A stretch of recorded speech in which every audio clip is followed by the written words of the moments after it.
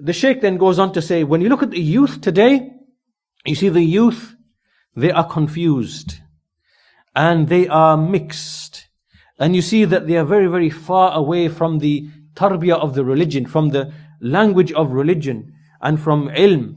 And when you go to the shabab and you mix with them, you'll see that they'll have something of the deen, but also you'll see them mixed up in maybe some entertainment, right? It'll be they're into gaming, for example, or they're into some sort of music, or they're into some sort of, sport fascination, or they're into something, right? This is just the nature. The youth want this thing. The youth are after this type of thing. And why is this?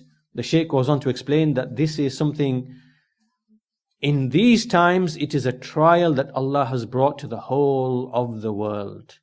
What is this trial? It is the trial of Western atheism.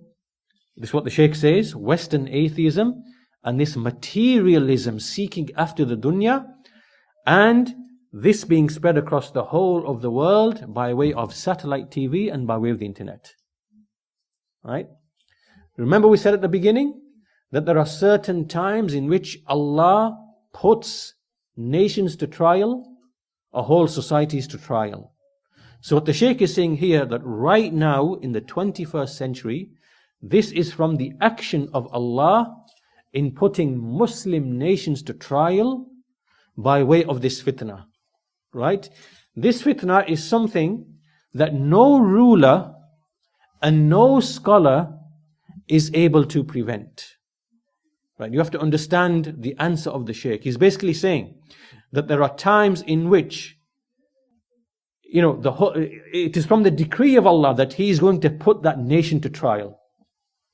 And that action of Allah is greater and goes beyond what any individual ruler, what any individual scholar can actually do or repel. In fact, groups of scholars can't repel it. Why? Because this is now Allah testing a people. He's testing the subjects of the whole of that nation.